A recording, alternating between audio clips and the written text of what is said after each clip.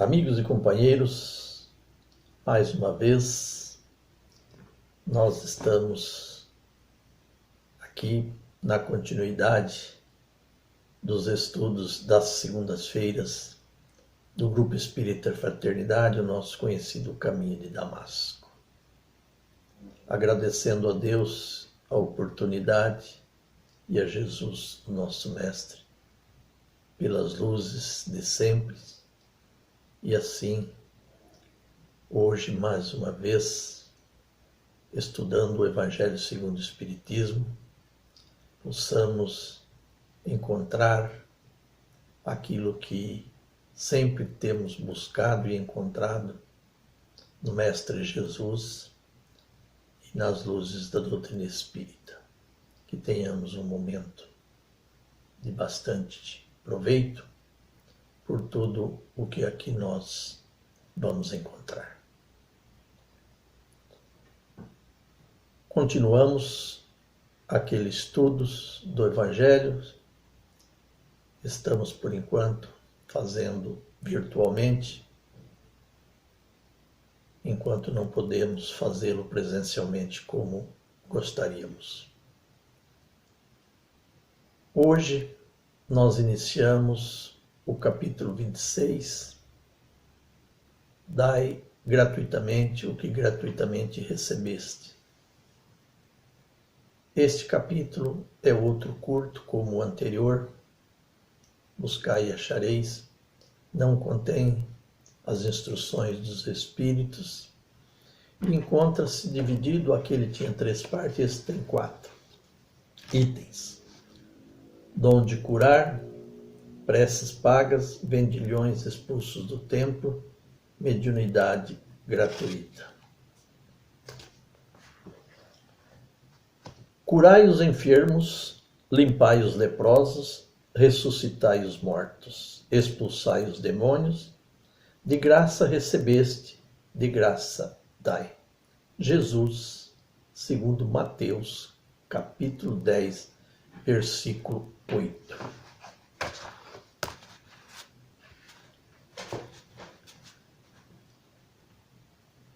Esse mandamento do Mestre Jesus é nos ensinado, como dissemos no capítulo 26 do Evangelho segundo o Espiritismo, cujo tema dai gratuitamente o que gratuitamente recebeste.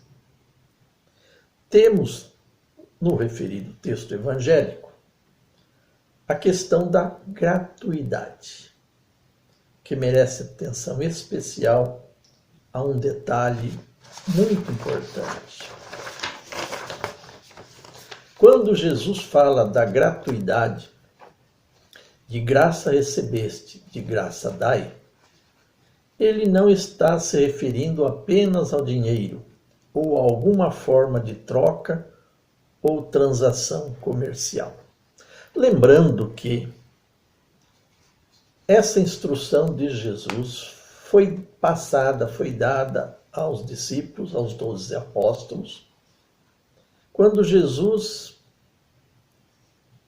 orientava-os a irem adiante, levando os seus ensinamentos. Deus deu-lhes as condições para o exercício de então. Curar, expulsar demônios e levar a boa nova. Esta foi a recomendação de Jesus aos seus discípulos. Mas asseverou, isto é importante que seja fixado, fazê-lo gratuitamente. Porque a possibilidade de curar e de expulsar demônios era uma concessão divina que eles estavam recebendo, tinham recebido gratuitamente. E o Cristo disse, que não se deve cobrar por aquilo que não foi lhe cobrado. Jesus está se referindo sobretudo ao essencial, que é a parte moral de cada um de nós, que deve ser transformada para melhor através de práticas educativas no empreendimento de esforços de cada um em particular em domar as próprias inclinações. Essa recomendação de Jesus, embora feita aos discípulos quando os exortava e os mandava para o trabalho de evangelização, vale hoje para nós do mesmo modo, da mesma maneira, porque ela vai aquém da cura física ou espiritual, de expulsar os demônios, de ensinar uma moral. Como disse, é a parte moral de cada um de nós que deve ser transformada para melhor. E isso só se faz através do exercício do bem. E pelo bem que se faz, nada se deve cobrar. Jesus asseverou que não deixasse nem que uma mão visse o que a outra estava oferecendo. Daí a importância da gratuidade das nossas ofertas, das nossas doações, naquilo que é o exercício da nossa fé, do nosso ideal cristão, do compromisso, da obrigação que nós temos como seres que vivem, que caminham, que convivem, que se relacionam uns com os outros. Temos aí, de forma recíproca, deveres, obrigações, sobretudo porque Deus nos criou simples e ignorante. Nos criou em espírito. Nos concedeu um corpo material que nós desfrutamos, usufruímos temporariamente no mundo físico. Mas tudo mais são concessões do Pai. Tudo que nós fizermos, tudo que nós usarmos, tudo que nós usufruirmos, tudo que vier às nossas mãos, desde o corpo, como dissemos, são concessões que nós recebemos gratuitamente do Criador. E tudo o que nós fizermos por outrem, dentro das obrigações, lembrando que temos na doutrina dos Espíritos a máxima: fora da caridade não há salvação. Fazer o bem, todos devemos, podemos. Livro dos Espíritos. A pergunta de Kardec: basta não fazer o mal? Os Espíritos respondem: não. Temos que também fazer o bem na extensão das nossas forças e possibilidades. Portanto, esse bem que temos que fazer, além do mal que não devemos fazer, tem que sê-lo gratuitamente. Temos que fazê-los sem cobrar. Seja naquela especialidade com que Kardec enviava os seus discípulos, os apóstolos, ou no compromisso e obrigação inerente hoje, na atualidade, no momento, a cada um de nós. Todos nós estamos compromissados perante a justiça divina, pelo bem que devemos fazer e fazê-lo gratuitamente. Então, o Mestre Jesus refere-se à gratuidade no sentido de que não devemos receber nada em troca pelos serviços elencados no referido versículo, ou seja, não devemos receber dinheiro, nem objetos materiais, nem buscar recompensas, tais como os elogios, satisfação do ego, envaidecimento, de nos sentirmos importantes a tal ponto de nos colocarmos acima das pessoas, de buscarmos a fama, os holofotes, mesmo que não recebamos recursos financeiros. Pois a lógica da recomendação do Mestre Jesus é que ninguém se faça pagar daquilo por que nada pagou, sendo, pois, a referida gratuidade uma concessão divina, em favor do alívio dos que sofrem e como meio de propagação da fé sem fins comerciais, especulativos e de meio de vida. E mais, antes de tudo, devemos curar a própria enfermidade, limpar a própria lepra, ressuscitar a nós mesmos e expulsar os demônios de dentro de nós, a fim de promovermos a nossa necessária libertação moral. O galardão, já sabemos, é o da consciência tranquila em decorrência do serviço prestado gratuitamente, não apenas no campo da mediunidade, mas em todos os setores da atividade na seara do bem. Então, vasto é o campo da nossa atividade, das nossas atividades. Tudo aonde nós estivermos, em todas as nossas obras, das realizações em favor de outrem, da ajuda física ou espiritual que nós realizarmos, e nós estamos comprometidos como a questão do bem, dentro das nossas forças, condições, possibilidades. Todos temos algo a dar, algo a fazer. E, neste particular,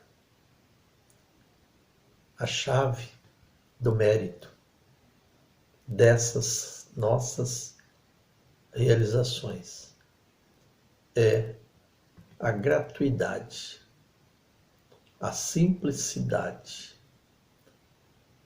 o sentimento que nós colocarmos nessas nossas tarefas.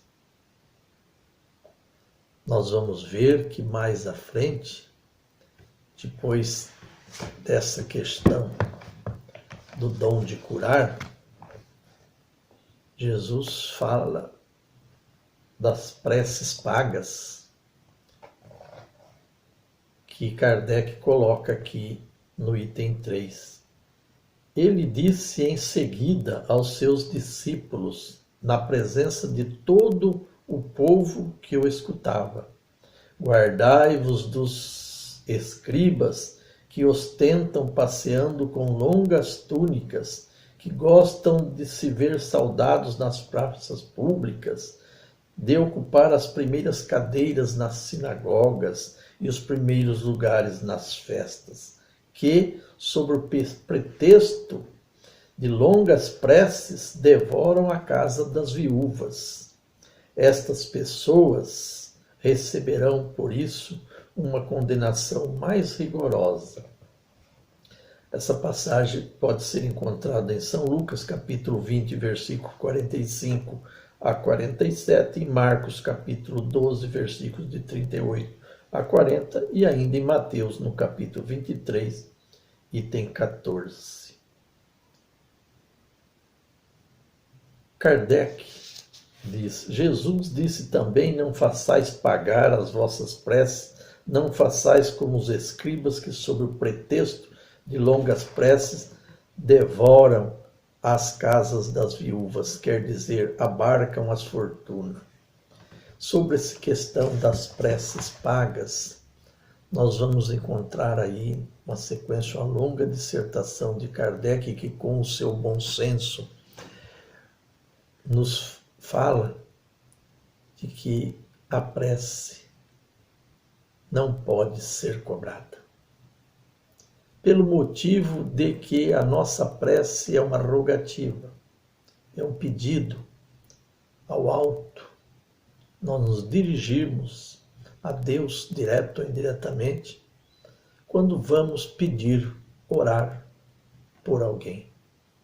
Então nós somos apenas um intermediário de um resultado que nem sabemos se realmente se concretizará. Porque a questão da dádiva, ela está subordinada a fatores tais como merecimento e outros daquele que dela precisa. Primeiro, nós estamos pedindo a outrem uma benesse, uma ajuda, um socorro. Portanto, não temos por que cobrar de alguma coisa que nós nem sabemos se vai ser alcançada e muito menos não depende de nós. Será uma concessão do Altíssimo. Foge às nossas cogitações. Embora seja a prece algo que nós podemos e devemos utilizar fartamente em benefício próprio ou de outrem, por ser uma ligação de nós com as potências superiores. E até por isso, não devemos dela cobrar. Jesus falava daqueles que aproveitavam-se das viúvas, das longas preces, para auferir lucros, obter valores. E criticava-os, dizia da inconveniência de assim se portar. A prece é uma ferramenta importante que muito nos auxilia, porque ela é um canal que nós criamos, através do qual nos ligamos, nos aproximamos dos planos superiores, que é a fonte de onde virá as possíveis benesses que sempre, de alguma forma, nós recebemos. Seja nas nossas petitórios particulares, seja nas nossas intercessões por outrem, mas jamais, seja elas quais forem, em benefício próprio ou de terceiros, não pode, não devem ser cobrada por ninguém. Que nós estejamos convictos disso. Façamos que esteja ao nosso alcance, como disse lá no Livro dos Espíritos, dentro das nossas possibilidades. É tão somente o que nos é pedido, e que o façamos de coração, por querer ajudar, por querer servir, por piedade, por caridade. Hajamos por sentimento, esse sentimento bom que nós estamos construindo para que o amor, aquele mandamento maior, se torne realmente uma presença constante em nossos corações. O item seguinte abordado nesse capítulo é o dos vendilhões expulsos do templo. A passagem evangélica consta assim: eles vieram em seguida a Jerusalém, e Jesus, tendo entrado no templo, começou por expulsar aqueles que aí vendiam e compravam, derrubou as mesas dos cambistas e os assentos do que vendiam pombos. Não permitia que ninguém transportasse nenhum utensílio pelo templo. Ele os instruiu também, dizendo-lhes: não está escrito, minha casa será chamada casa das orações por todas as nações? E todavia fizestes dela um covil de ladrões? O que os príncipes dos sacerdotes, tendo ouvido, procuraram um meio de perdê-lo, porque eles o temiam, visto que todo o povo estava arrebatado em admiração da sua doutrina. Conforme consta em São Marcos, capítulo 11, versículos 15 a 18, e em Mateus, capítulo 21, versículos de 12 a 13. A respeito, Kardec faz um pequeno comentário. Jesus expulsou os vendilhões do templo, condenando assim o tráfico das coisas santas sob qualquer forma que seja. Deus não vende nem sua bênção, nem seu perdão, nem a entrada no reino dos céus. O homem, pois, não tem o direito de as fazer pagar. Essa conhecida passagem dos vendilhões do templo é interessante porque, conforme era o costume, nos templos, além dos cambistas, existiam os vendedores, aqueles que vendiam os animais que eram levados às oferendas para aqueles que não os tivessem trazido ou não tinham para oferecer. E o que Cristo diz é justamente contra essa condição. Eu estava ouvindo um articulista lendo, e ele refere-se a este momento, a este fato narrado, do que era feito nas sinagogas, do que Jesus censurava. Os cambistas eram aqueles que negociavam as trocas das moedas das pessoas que vinham de outras regiões, precisavam trocar, e aproveitavam para fazer aí todo tipo de falcatrua, como, por exemplo, cobrar a mais, faziam o câmbio e, aproveitando a ocasião daqueles que assim o precisavam, exploravam-os pela valorização do câmbio. E no caso dos animais, diz que até muitas vezes eram recusados aqueles animais oferecidos e eram oferecidos outros animais e a preços aviltados. Então era uma exploração. E é justamente mais do que qualquer coisa, do que o próprio comércio, a forma como ele era aplicado no templo. Foi isso que Jesus censurou, que Jesus condenou, o comércio feito ainda mais de forma deturpada, levando exploração, de forma que aqueles que não tinham dinheiro ou pouco dinheiro nada ou quase nada poderiam ofertar. Então, ficariam sem as suas graças.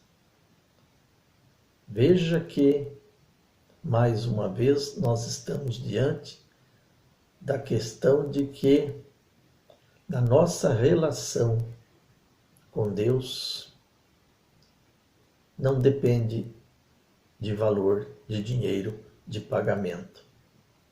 E essa passagem em que Jesus expulsa os vendilhões do templo, derruba suas barracas, é justamente a condenação que ele fazia do uso da religião, do comércio com Deus, que costumeiramente se faziam ou se faz. Ainda hoje, muitas vezes, vê-se pessoas aproveitando da boa fé e explorando irmãos. É uma coisa que devemos lamentar profundamente quando observamos esta prática. Mas é, sobretudo, alguma coisa que nós devemos tomar os devidos cuidados para que não estejamos comercializando também com a fé de nosso irmão. Porque cobrar não é só pedir dinheiro em troca. Cobrar, nesse particular, é querer, é exigir, é buscar toda forma de recompensa.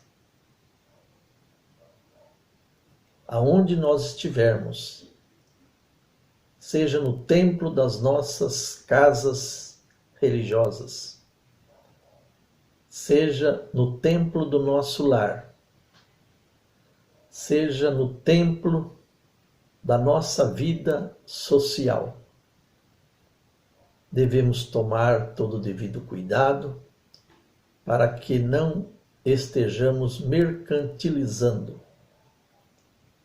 com as coisas de Deus. Sejamos observadores com todo o cuidado possível para que toda a graça recebida, que começou com a vida,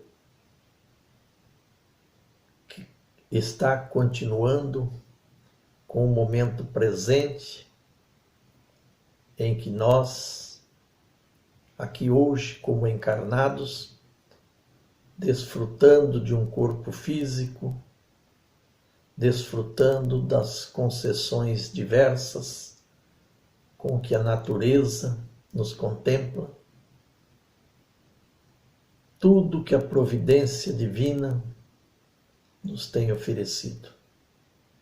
Tudo isso são valores que nos chegaram gratuitamente à mão. Tudo que essa condição nos permite, nos possibilita,